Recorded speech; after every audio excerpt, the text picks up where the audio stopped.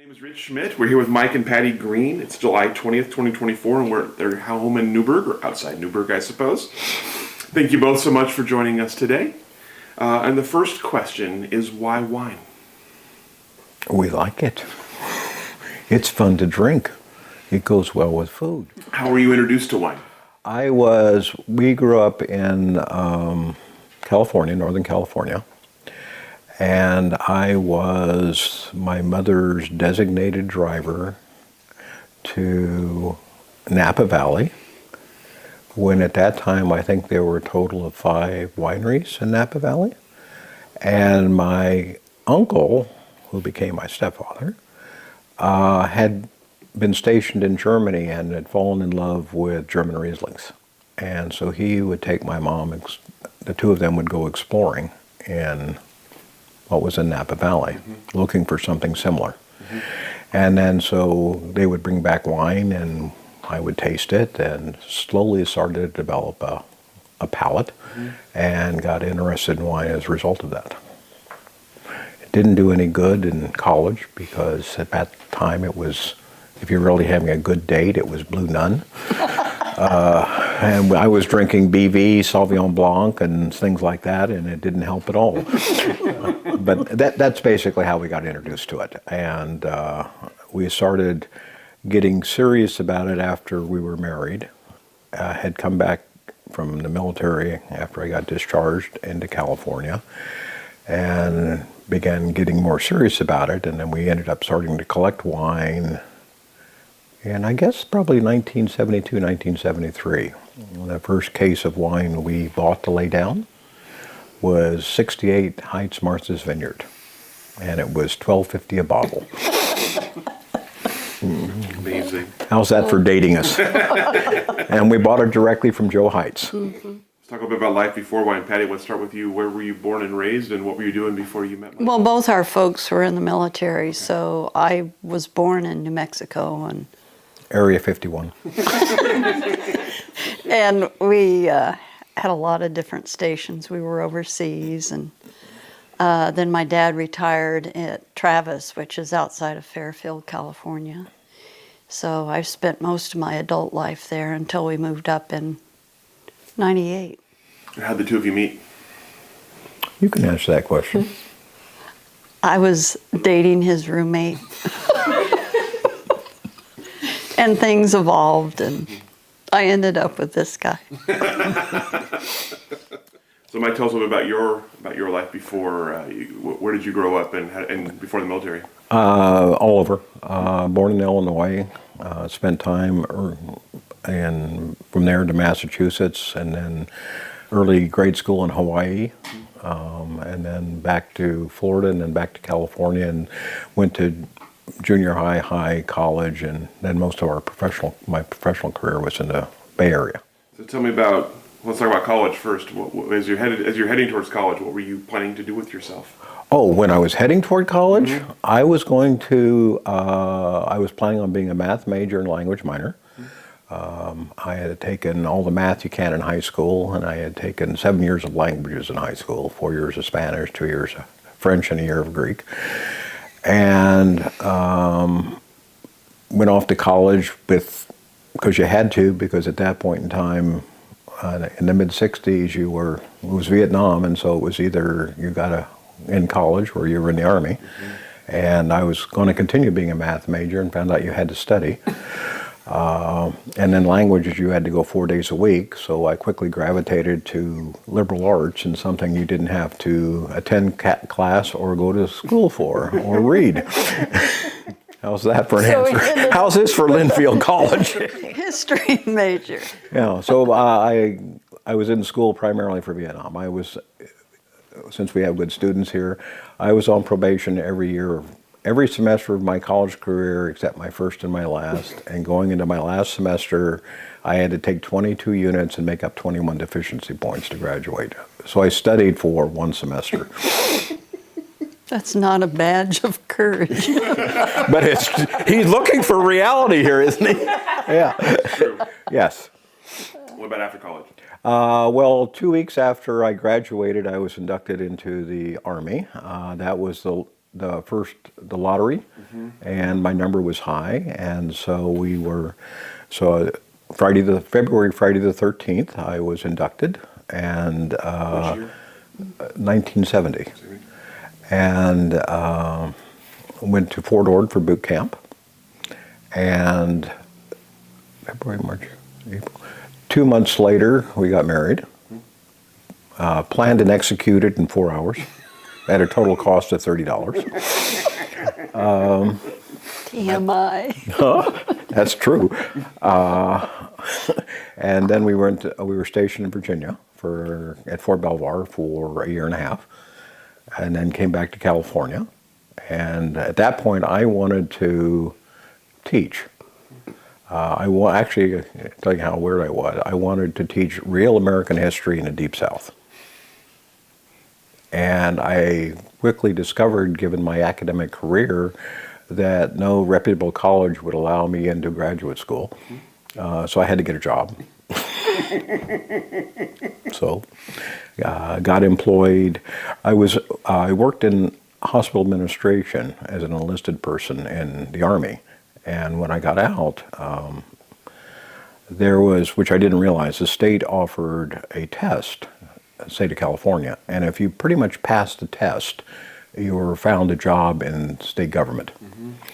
And I did, and so I ended up getting offered a position in Health and Human Services at that time, and it was in a new department called Prepaid Health. And that was a forerunner of HMOs and managed care in California. And that was just fortuitous. I basically told them, they thought I knew something about healthcare, which I didn't. And they thought I knew something about technology because I told them I was helping convert the files DP-wise, and they didn't ask questions. All that meant was, back then, these ladies wouldn't understand, but it was an 8 by 11 piece of paper with boxes, and you would write into the boxes the names, and then those pieces of paper would go over and be key punched. Well, my job was to take the information, put them in the boxes, and take them across post so they could be key punched. But as far as they were concerned, I was technical. So all of a sudden, I became a technical healthcare guru. And I was in that department for a year, and ended up getting offered a job by an external company that specialized in both systems and consulting in the HMO industry at the time, and ended up doing that for the next, probably healthcare administration for the next 7-8 years. Hey, tell us what you were up to at this time. Well, for the first 2 years, she was our principal provider. I was. Any job I could get. I went to Davis, and then I got married, so I didn't finish. Don't put it like that. And when we went back to Fort Belvoir, we didn't have a lot of money. And so I would take any job. And then I got into computers and programmer analyst and writing code, but this was back in the 80s? 70s. And it was BASIC back then. That's the so that's really old. And then the discs were this big, and then I haven't worked in a long time. Since 1984. But who's counting? And I studied Ikebana for years and years in the Bay Area, and volunteered at Alzheimer's, just trying to keep him on the straight and narrow. Thank you. Full-time job. It sounds like at least a full-time job. Tell me about, you mentioned wine becoming something you were interested in after you were married and starting to collect. Tell me about starting to develop a collection and develop an education, I guess, in wine, whether formal or informal. Well, the education was, I would say, informal. We just ended up first totally committed to California wines, and primarily at that point was Cabernet and Chardonnay. And then we had friends that had similar interests, and so we would share wines and share food. And one of our good friends was a friend of Barney Rhodes. Oh. And are you familiar with who Barney Rhodes was the chief medical physician for all of Kaiser in Oakland. But he is the one that planted Martha's Vineyard and Bella Oaks, and sold the fruit to Heights, and he also invested, and it's a funny story, it's that, he bought those properties in Napa Valley in '54, I believe it was. And that was plum orchards back then. And he paid $500 an acre. And the story is that August Sebastiani was irate and came pounding on his door and said, if you're going to buy any more land, you come see me first. And he said, why? He said, because you're paying too much. And Barney ended up having a cellar of over 10,000 bottles. And so he had connections, and so we got to get additional wines through him, and got expanded on that and with our friends. And then we ended up meeting this Michael Hildebrand, who was a wine merchant, had a great palate in California, and then he really expanded our interest into Bordeaux's, French wines, and particularly ports. And so, and then slowly we got introduced into some Italian wines, and we quickly discovered that if you have a certain level of consumption and a certain level of aging, that you end up having to have a lot of wine. And so when we still had our day job, our cellar was a little over 2,000 bottles. And then we moved up here and we put our money into grapes, and we stopped collecting because we no longer had any money. That disposable income dried up fast. And then we got further interest. One of our friends bought a small property in Napa Valley, and we helped him plant a 1-acre vineyard. And that kind of got us interested in viticulture. And we had taken some classes at Davis and decided that having a vineyard would be a wonderful thing. And we began, this was probably in the late 80s, we began looking at land. And we'd been up to Oregon and totally unimpressed. That's fair. It was, there were the only wine building that looked like a winery was Rex Hill. And the rest were pole barns. The wine wasn't terribly good. I mean, it was, but you had to you didn't know about it if you were a tourist. And so we had been starting to collect wines from Washington, and thought Washington cabs particularly this few small producers were outstanding. And so we liked that. So then when we decided to make a decision to have a vineyard, we looked all over California. Napa and Sonoma were ridiculous.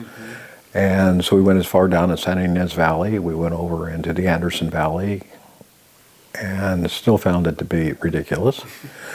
So I decided with a friend and I, on Mother's Day, 1992, we took a drive up to Oregon and Washington, and with the purpose of looking for land. And I wanted Walla Walla. Never been to Walla Walla. So we drove there, and it was depressed at that time. There was not a vine to be seen. He and I had conversations with Gary Figgins and Rick Small, and liked their wines. And in talking with Rick Small, my friend is the one that had the vineyard, and so we're talking about frost. And normally frost we associate with post-bloom. He's talking about 80-degree temperature change and the vines exploding and freezing. And he said it's not a really nice place to live in the winter, and it's not a nice place to live in the summer, but spring and fall is beautiful. And so then I asked him what they did for a good time, and he said they went to Pendleton. And we decided then and there that maybe Walla Walla wasn't for us. This was 92, wasn't 92, it? Yeah. 92. And so drove back here, and we had a meeting with Mike McLean. He was the only one at that point in time that was actually marketing vineyard land. And we drove around, and he showed us his property, and it was 77 acres. It was all in crimson clover. It was gorgeous. And it was, they were asking $150,000 for it. And I was shaking my head, just like you did. And Mike's going, oh, I think we can get it for less than that if you really want to push it. And I said, okay. Now keep in mind, $150,000 for 77 acres was the going rate in Napa Valley for 1 acre at that time. So we made an offer of 125, and it was accepted. And we now own 77 acres that she had not seen. Yeah. Would you like to give them your first impression of that property? I cried. It didn't have a babbling brook or Bambi running through it. And then I soon learned that you don't want that stuff. And by the time I got up in maybe the midsummer, the crimson clover wasn't, it just looked like farmland. It was. So that's how, so we bought that in 92, and we began planting in 94. And we put in 5 acres of grapes.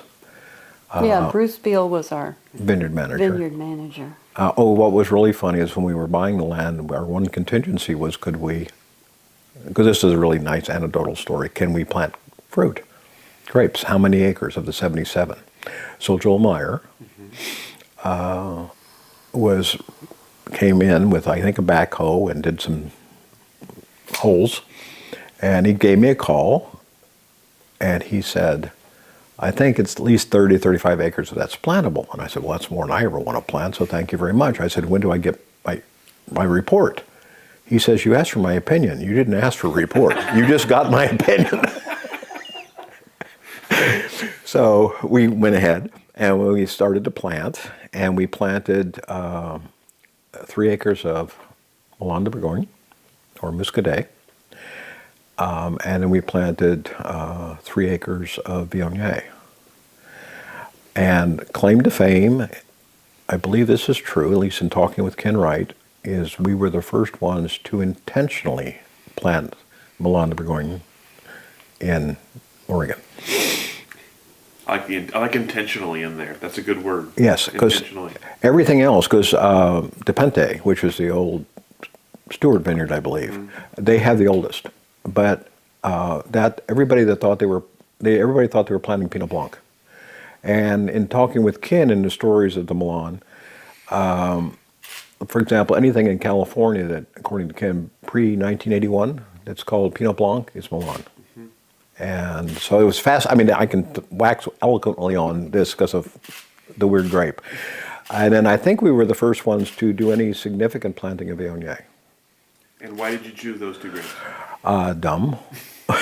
Well, we knew that this was Pinot country, and we thought we would have more of an opportunity to be able to sell the grapes if they're different. And we'd also, when we come up here, we'd had the Melon because Ken had made it at Panther Creek, and he was the first winemaker in the country to put Melon de Bourgogne on a label.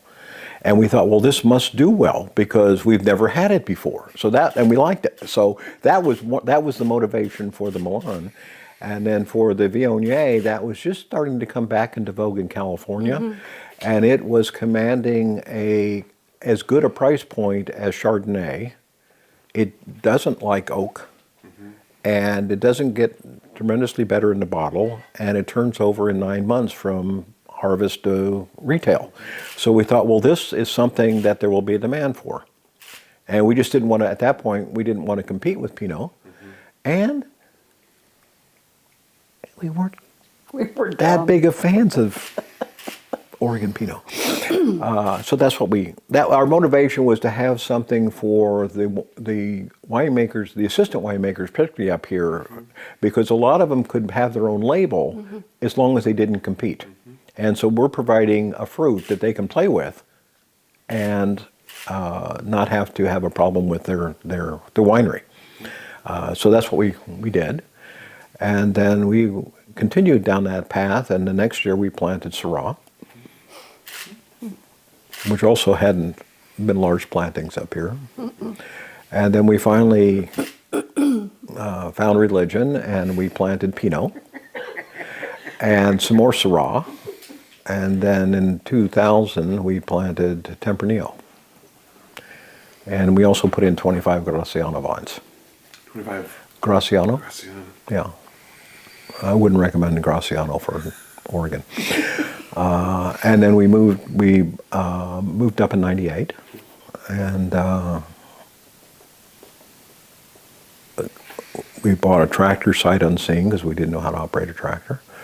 And then in '99, we took over the tractor work, all of it, the spraying and everything. And then in 2000, we took over all the vineyard work. And it turned, we talk about making money. It was me and one guy. And we ended up by that time having 15 acres. And so he and I we started the first Monday in January pruning, and we stopped at harvest. And he worked 6 days a week, 9 hours a day. It's incredible. Yeah. Tell me about the location of the vineyard and about the name of the vineyard. You can do the name. Well, it's Deux Vert. And what does it mean and why? Well, it's a poetic license of the two greens. And we were just trying to come up with names. And that's, you came up with it. Yeah. We said if it was California, it'd been Dos Verdes. As far as location, again, some funny anecdotal stories, but at that time, when we bought the property, the only other vineyard, which was 1 year ahead of us, was Willikinzie. And Bernie had bought that property the year before. And I think we were the second one on that side of the road, and then Shea became number 3. And I may have us and Shea tied or mixed up, but we had looked at the Shea property. We looked at the Shea property, and it had all kinds of hazelnuts? It was total hazelnuts, Yeah. and the trouble was it was too many acres. We didn't want that much acreage. And so this one was just there. And if you're familiar with the area, we were right down from Willikinzie, and as you turn onto Laughlin Road, the first vineyard you see was our vineyard. And then right now above that is Saffron Field, and above that is Linnae, but we were the first ones on that hillside.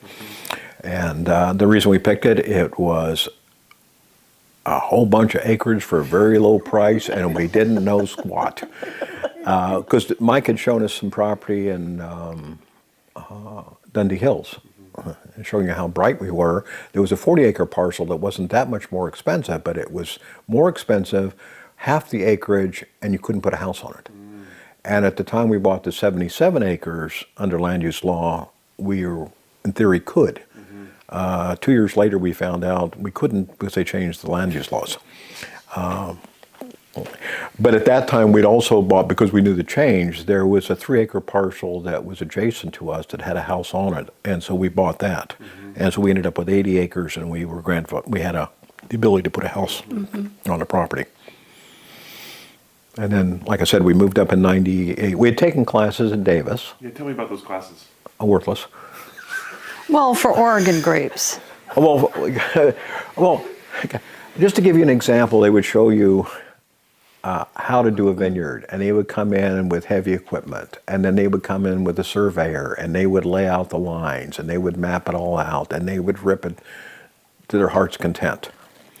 Well, you come up here, and the way they lay it out is somebody says, I think that's north, I think that's south. Yeah. Well, what's your spacing? Oh, I don't know. Well, we have this cable. It's got these little things on Little it. knots in and it. we're just going to lay them out there, and we'll just put little plastic forks down at certain intervals, and here we go. And we're going, oh, that's the way you do it up here? So it was that. It was a completely different way in which to process. And when you came up, it was like anything from California was, it's wrong. Okay. And this is Oregon. And so we quickly learned that you did things differently. And, part of it is I still remember, I don't know if it was Ken or Bryce or whoever going, in California, especially Napa Valley, you can't help but grow a good grape. Up here, you got to work at it. And he's right. It's a completely different growing condition. It's much more difficult. You have much more difficult temperatures and weather and not much of a growing season. You really have to work with the vines. You have to manage the canopy. None of that. I mean, California sprawl is still California sprawl. So, because I had done all this research. I read some books, stuff like that, stuff from OSU, and taken the classes and at Davis. And before I moved up, was looking at what kind of trellis system I wanted, right? Well, I fell in love with the Geneva double curtain. Do you know how much Geneva double curtain is up here? And you have to have a vigorous site. Yes. Well, I love the Geneva double curtain. It looks good. Needless to say, we just went to vertical shoot. So it was not very applicable, is what I would say. And what you found at that time was lots of things were changing and developing at that point in time, because that was still where Oregon had moved in the right direction with the crop loads in the vineyards, and were getting better, certainly had really improved upon the way in which they were handling the canopy and canopy management. Got much more focus, I think, in the way in which their sprays and their nutrition programs were working. It really had evolved. It hadn't gotten there yet, but it was certainly coming along much stronger, and that made a big difference. And so you really had to throw out what was in California. I mean, California, basically, their spray program was heavy copper, heavy sulfur, and doing it every 7 days. And up here, when we first came up, that's what we did too. My vineyard manager, when I told him I was taking over the spraying, he said, well, I'll get you your chemicals. And he brought me in 2 pallets of sulfur and a pallet of copper. And he says, you put 5 pounds of sulfur and 2 pounds of copper every 7 to 10 days and keep going. And so I put on the first year, I put on over 50 pounds of sulfur per acre. And what? That's a lot of sulfur. And the second year I put on about 10 pounds of sulfur per acre. And the third year I did 1 sulfur spray.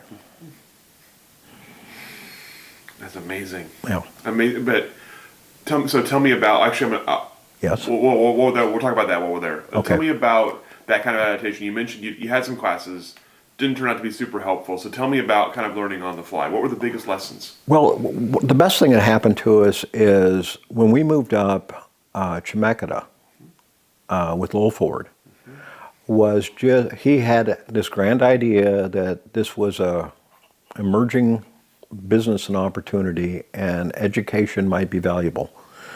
And so he talked Chemeketa into at least putting a program together, 2 classes, viticulture and enology, audited, not credited, and see if there was any interest. And we just happened to be fortuitous to attend. And in our class was a number of people like us that had purchased property and wanted to do that. But there was also some other people like Travis Watson, who, if you know Travis, he's been the vineyard manager for El Cove forever, and before that he worked at Ponce. And he was maybe 20. He was young. God, he was young. And but he was in a class, and we met a number of people. And so we got, Lowell was teaching the viticultural side. And so we actually pointed out what the different parts of the plants were. We laugh.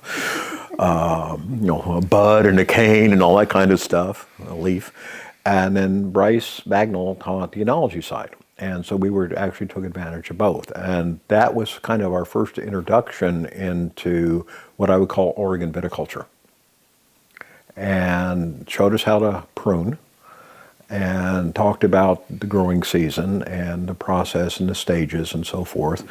And literally, we had that, we understood it, but it was so funny because we had a vineyard management crew the first year we were here, and sometimes the trouble with that is you're at the mercy of the worst person in that crew. So you might have 6 people pruning vines, and every 6th row is ugly. And so I had sworn that I would take it over, and I was going to make sure every vine was pruned perfectly. Have any of these young ladies pruned vines? Okay. Luckily, they're very forgiving. Yes. So the first year I am out pruning, and I'm having a crew come in, but at that point they're charging 50 cents a plant. Okay. And to give you a sense of economics, what I was trying to do in the vineyard was to earn the equivalent of $100 a day. Well, there's only 2 things you can really do, and one is pruning, and the other is tractor. And so I would earn $100 a day. I would have to do 200 plants, okay, and that would be 2 full rows, or depending on how you're doing it. So I was trying to get as much of that done as I could before the crew showed up to save money. And so I started out, and I'm pruning, and I'm taking minutes to prune a vine.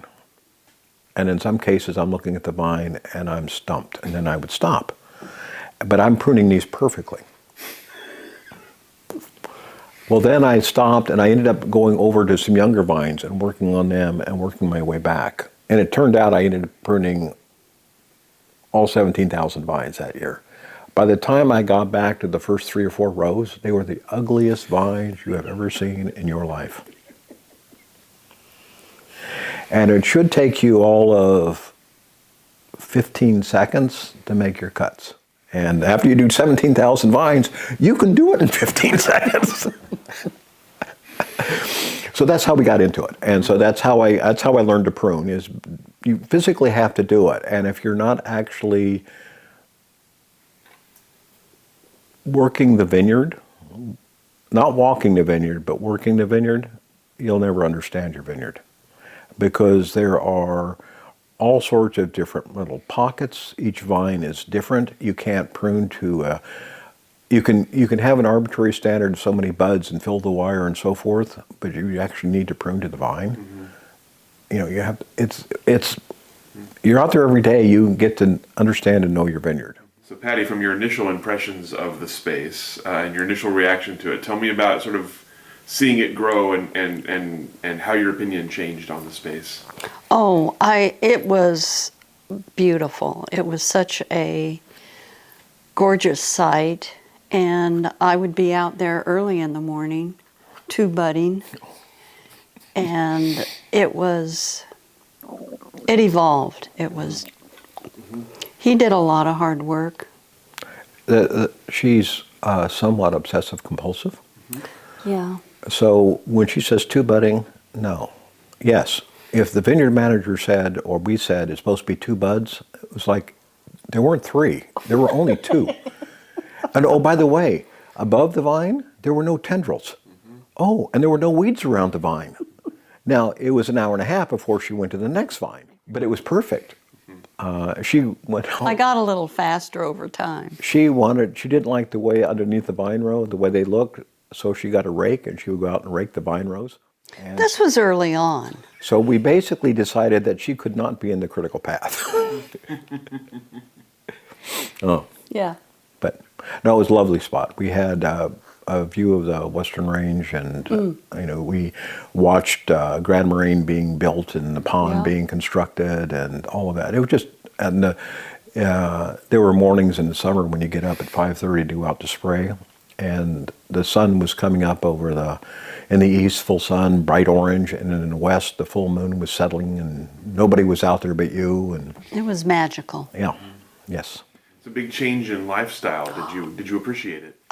It was certainly a big adjustment after moving from the Bay Area. to living in the country and being Go ahead, you can say that. 30 minutes from Mac is where we did our shopping, and not having all the water you want. We were on a well, and it was a big adjustment. And she had financial constraints placed on her. Well, it was especially when the Excel spreadsheets didn't pencil out, because that was it. What year was it? 98. That we've had locusts and we Oh, no, had no. Oh, you're locusts. talking about the pest. That Yeah, was, the that was, pest. that was, We really got hit. that was 04 and 05. Yeah. One was the yellow jackets and the other was the voles. Yeah. We had, before we moved up, and literally retired at 50. Okay, moved up. And I had done this wonderful Excel spreadsheet. We'd had our first harvest in 97. I extrapolated on it with more planting and how much revenue and net profit we would make from this vineyard, because we would obviously each year up to a point it would develop more fruit and the cost wouldn't grow up that much and all that sort of thing. So we moved up in October of 98. 98 was a great vintage. We're selling by the ton and there is no fruit. That 5-year spreadsheet I did wasn't worth the paper it was printed on. And none of it ever came back to fruition. And then, we didn't know Mother Nature was fickle. White collar business, right? That's what we're from. We figure things are predictable. Well, she likes to throw you curves. So Patty was referring to '04. That was the year of the yellow jacket. 1 acre of Pinot produced 500 pounds. The whole clusters, you go out and they were engulfed in yellow jackets. And there was nothing you could do about it. It was just shells hanging on the vine. And the next year, one of the things I did is I tried to do 5 things differently every year, just to see if they work. Not necessarily to say it would continue. So, like for 1 year, from an economic standpoint, one of the things they do in the vineyard is they raise and lower wires, right? Well, I'm doing the math, and I'm going, this is stupid. It's costing me $100 an acre to raise them and $100 an acre to lower them. Why am I doing this? So I ended up, on 1 acre, I put in a third set of wires and didn't move them.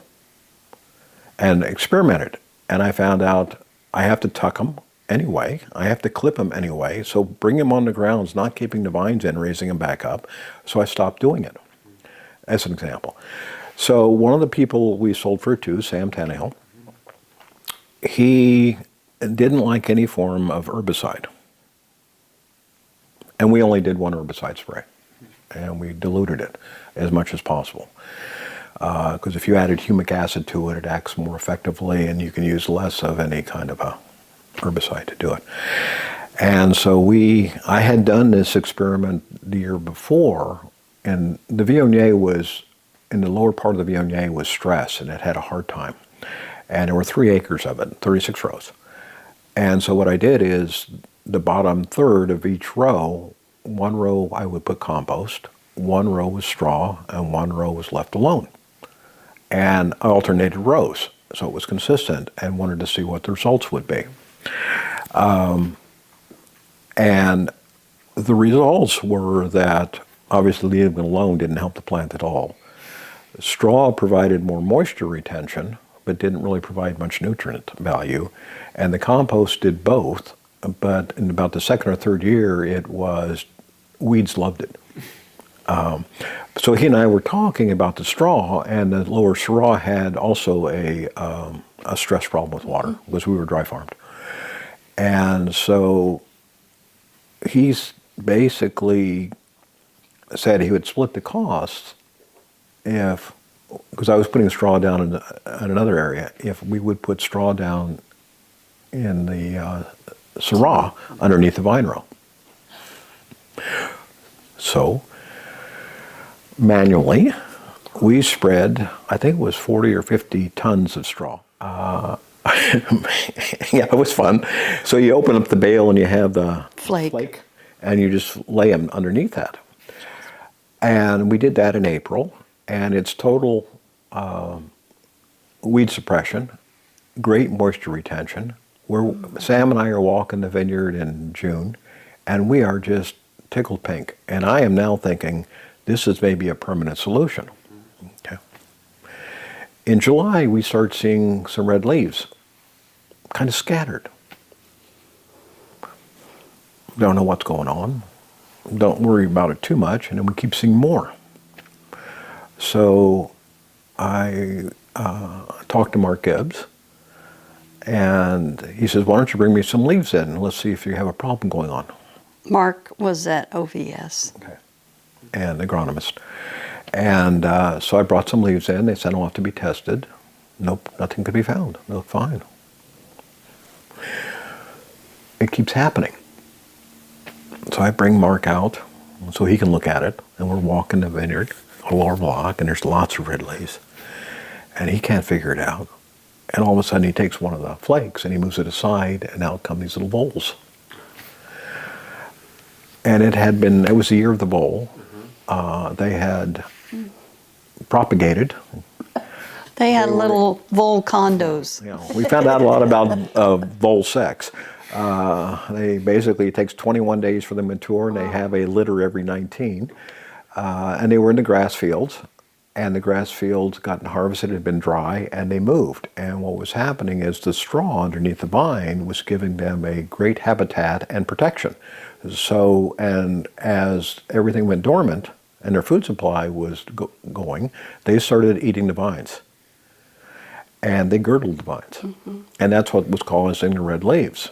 And so that year we lost 25% of the lower block to those little boogers. Well, it was a hoot. And then we wrapped them in tinfoil. Well, we went out where they were girdled to try to save them. Well, first we went out and got all the straw out of the way. Oh, yeah. And put it into the vine row, and then I took the flail on so I could break up the straw. And I was hoping that the whole vineyard wanted to see I vole wanted vole blood everywhere. Okay. I wanted it soaked. I wanted it just blech. Well, when you're chopping up that much straw, the voles can stand up and stick their tongue out at you as you go by. So we chopped that up, and then we, on the girdled vines, we went and put tinfoil around so they wouldn't continue chewing on them. And then we hand-provided compost all around that. And it was very labor intensive. Very labor intensive, and it really it wasn't worth the energy because the vines were too far gone. If they were totally girdled, you couldn't save them anyway. That Cambion labor had been removed. So that was 05. So that's 2 years in a row. Yellow Jackets won, voles the next. Yeah. What are you thinking at this point? Are you thinking this is still a good idea? What a dumb shit. No, it was fascinating because it was still, because we were now 9 years into it, and it's still just a fascinating experience. And we're not the only one with the problem. I mean, there was a vole problem that year with everybody. We just happened to help ours along more than others. Because where we didn't put the straw down, we didn't have the issue. In the upper block, there was no problem at all. So there was enough exposure to where they didn't want to, where they didn't propagate as much. And in Yellow Jacket, that's the only time it happened. Mm-hmm. And if you're in this industry, every year there was a new pest or a new disease. Some curve she throws at you. I mean, every year this industry up here, whether the fruit fly, whatever it is, the stink bug, there's always something coming in. So that's just the nature of the business. No. Oh no, we did from 1 year, for non-herbicide, the big deal was organic coffee bags. Oh yeah, we did that too. Yes. Put them under the vine rows, coming down from Starbucks. The big, we're not talking little bag, we're talking the hemp. We laid them out, same thing. The first year they actually did good weed suppression, did some moisture retention, and destroyed all the equipment when he went up and down the row. And the next year, all the weeds came right up through it. Yeah. And so we ended up, Taking those up. oh God. Yeah. We did compost. It was always a learning. Yeah, we did compost situation for rotation us. for about 5 years. We won 1/3 of the vineyard every year, hand applied. We never lost interest in it until it was getting harder for him to go out and do the work, and it was more of a chore. But everybody has always been so supportive and helpful in this industry. Yeah. Yeah, we did it we farmed it for 20 years ourselves. And the Salem's Grower Group was a very good resource too. We went to those meetings monthly. Just good to get together and bounce. And share ideas. I mean, Yeah. that's one of the things about, and I'm sure it's changed, but back then, the viticulture and wine community was, and I think continues to be so sharing, that information, nobody was, with minor exception, nobody was being proprietary. Nobody was trying to hide anything. Everybody was willing to help. I always remember like Ken. Ken is probably got as much knowledge as anybody I've ever met, and can wax eloquently and give you drill down as far as you ever want to go. But he doesn't volunteer it. But if you ask him, it just flows. And so, there's resources like that you just avail yourselves of, and you can't help but, just be a sponge. We had a friend across the way that had a vineyard before us and still has it. And I always call it Ralphisms or Steinisms. Ralph Stein, if you don't know him. And Yamhill Vineyards. Yeah, we used to go to breakfast at least once a month and share ideas on what was doing. And he kept everything in written notebooks. But his axiom was, you can get 90% of the job done in the vineyard on time. And if you do 100%, you'll never catch up. And he's right. And you just need to let it go. And you just need to move on, because the vineyard, it just progresses.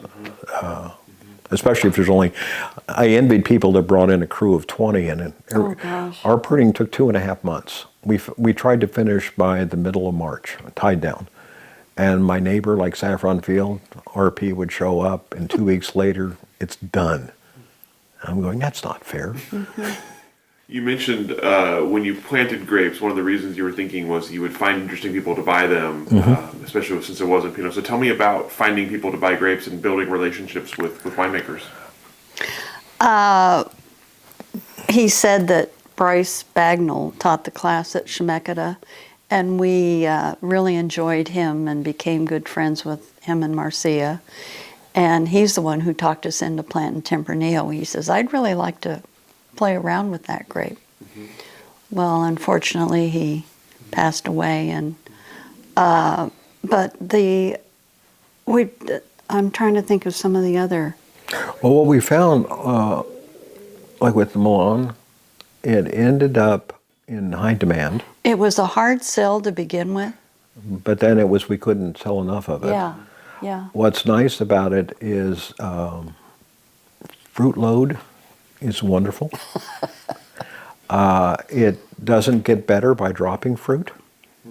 We tried it once. We had one of the winemakers had a half an acre, and he wanted to take it down to 2 clusters per shoot, and he ended up blending it.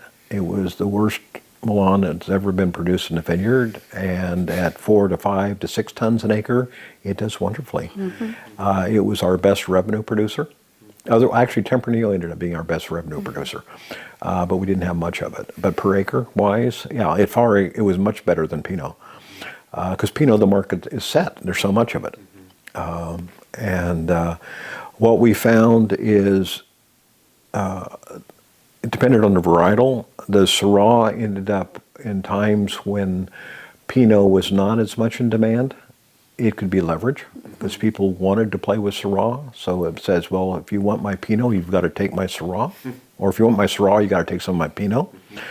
Viognier was harder to begin with. The first 7 years, its biggest yield was 1.5 tons per acre.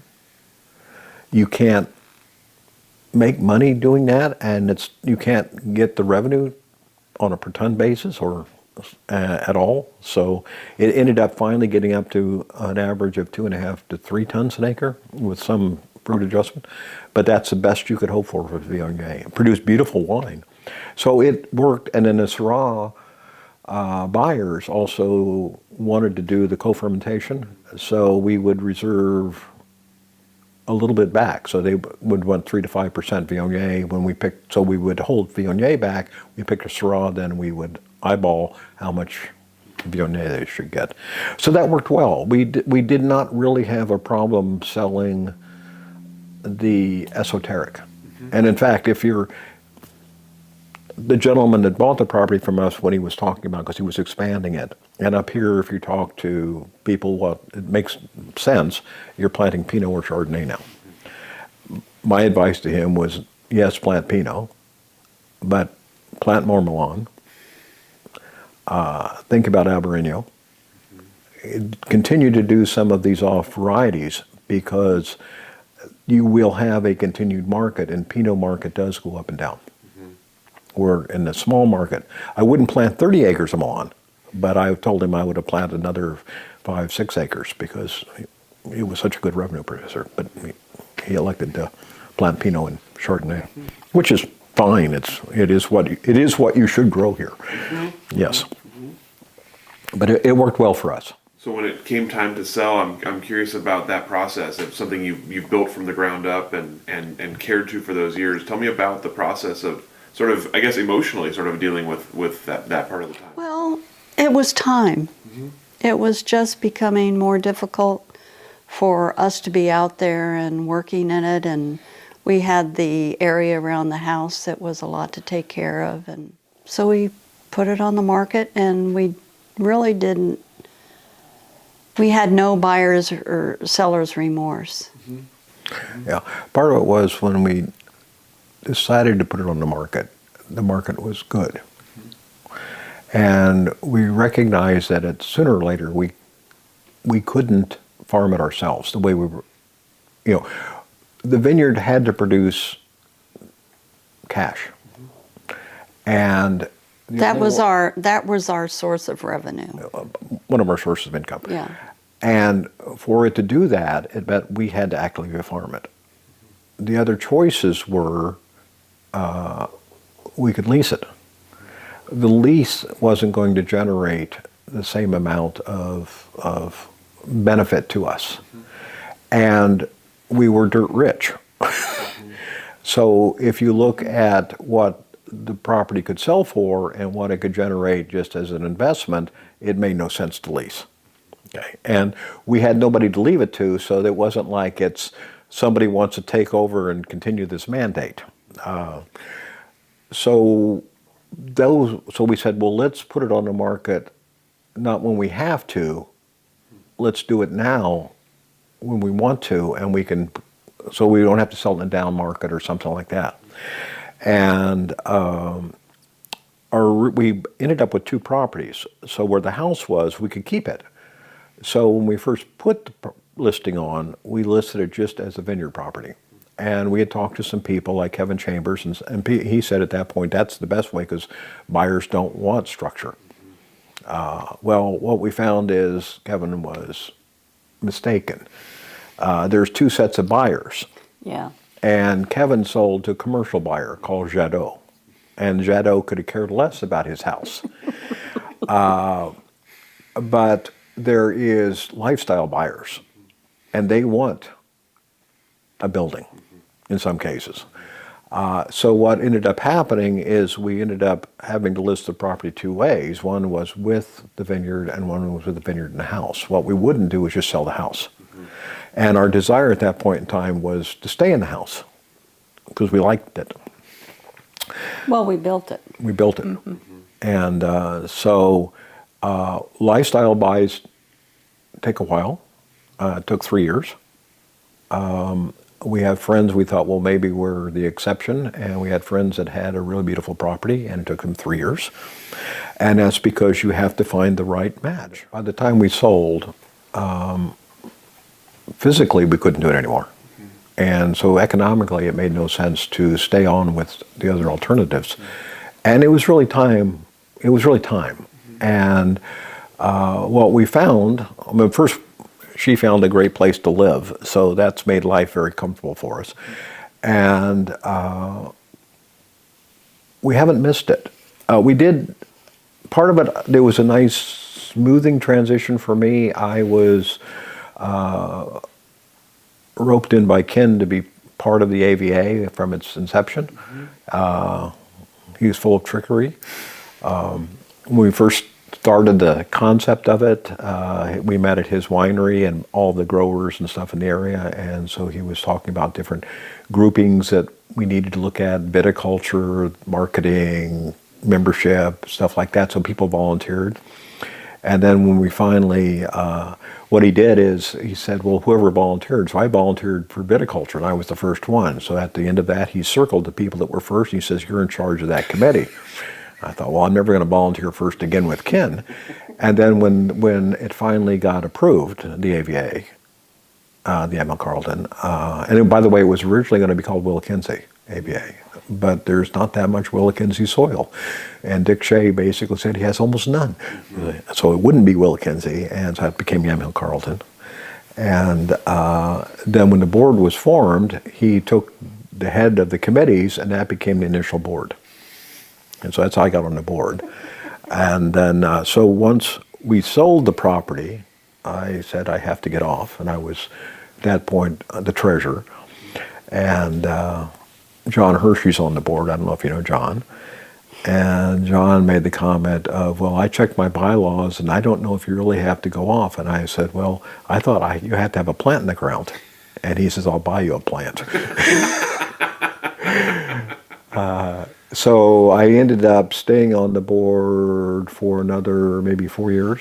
So there was a gradual transition. And what happens is it was fascinating to begin with because there's so much information, especially by that AVA, that's shared and known, and the good stuff that they do. And so, but you end up distancing yourself because you no longer have any active involvement in the outcome.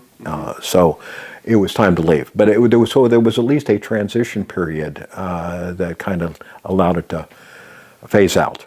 So you talked earlier about your kind of initial impressions of Oregon. You didn't seem terribly impressed by Oregon wine industry. So tell me about the growth and the change while you were here. It was more mom and pop when we moved up, and now it's certainly a lot more commercial. Oh, and I also think, when I give that impression, it was a little bit false because when you're a tourist coming up, you're not exposed to some of the really good winemakers. They're not there. So like Thomas, okay, we didn't even know, who is he? Well, my God, is that good Pinot, and has he been making it for decades? Yes, but you didn't know him. Because he came down off the gravel road once or twice a year, dropped off some wine, and disappeared again. So there were a number of them, and that's that you just weren't exposed to.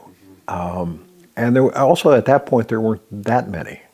But what I saw is that has always been a continued striving for improvement within the industry, and it was small. And the people, the leadership in that industry, I think, were focused and, in a sense, non-competitive. They just wanted it to get better.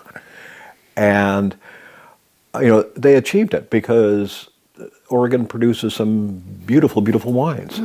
And it's because of that energy, be it Ken, be it the Castiles, be it whomever you want to throw out here, that and there was certainly the introduction of some new buyers, like Bernie, who was serious about a winery as opposed to lifestyle, but he also brought in and helped shape the industry because all of a sudden somebody from California that knows the industry is a significant player, and he was probably one of the first out-of-state significant buyers.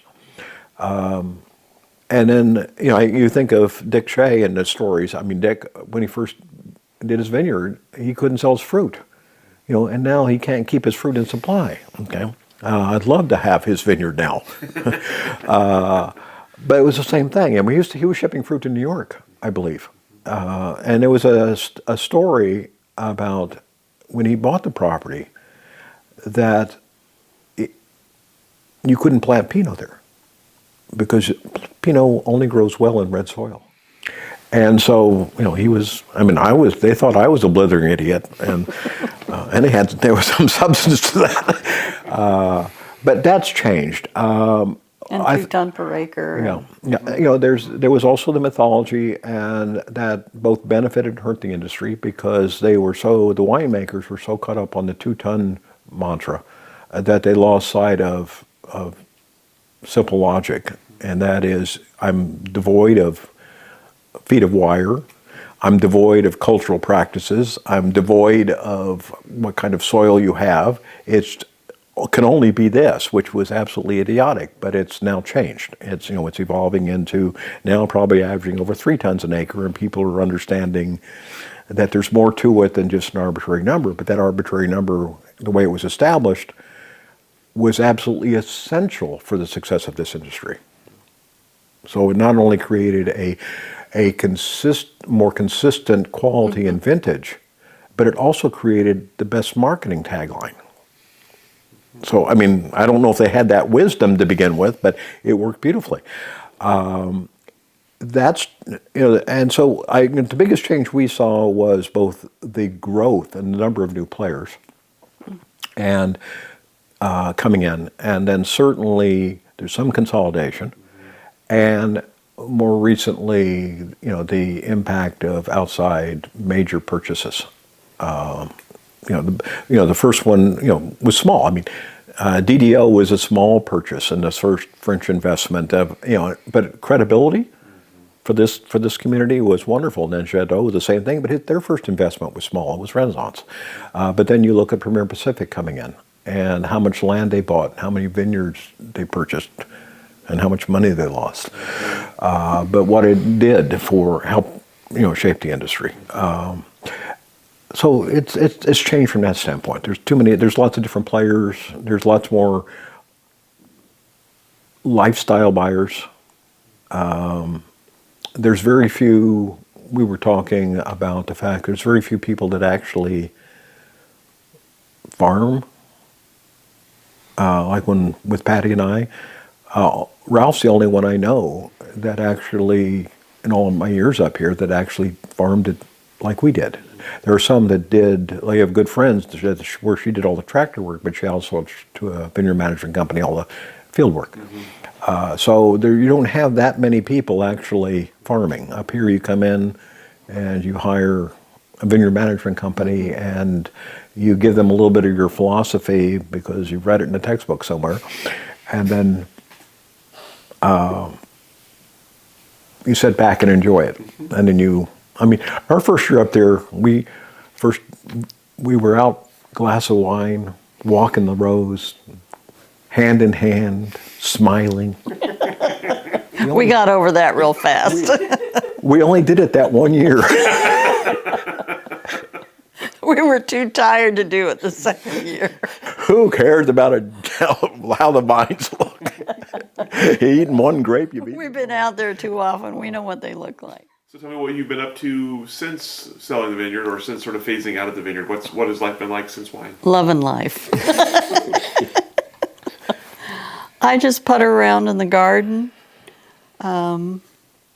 We've been going on trips. Find yourself enjoying wine differently? We don't buy the higher end wines we have so many in the cellar still. But we still appreciate wine, nice wine. But we don't go out tasting wines anymore. He doesn't have any interest. I still like to taste wines. I still pour for one winery at the AVA event every year. AFI. But no, we're still a good consumer, but not as much of a buyer. Certainly no high-end wines. And then, I had a part-time job with the county, and so that transitioned for a while before I quit doing everything. And then the AVA work, and then ended up taking up duplicate bridge. And so that can consume you if you wish. So we have good friends. We have good social life, and we cook occasionally. We do. And then my brother-in-law basically explained to me that my first 40 or 50 years of barbecuing was all wrong. And so he's corrected me, and I had to throw out my old one and buy a different one. And We had a Kamado pot for a long, long time. that's obviously the wrong type of material. You did okay on that, though. I did. For a long time, I didn't realize how dumb I was. So we've done a lot of that, and we just enjoy life. Yeah, taking it easy. And how long have you been married? 54 years. Amazing. Congratulations. Thanks. I lucked out. It's all the questions that I have for the two of you. Anything I didn't ask that I should have, or anything that we didn't cover that you'd like to cover? I can't think of anything. Fantastic. Is there anything else you want to share? Oh, I could talk forever and give you all my biases, but I don't think you want them. Thank you both so much for taking the time, sharing Thank your you. story with us, sharing our your beautiful pleasure. space with us. We really appreciate it, and I'll go ahead and let you off the hook. Okay. Thank you.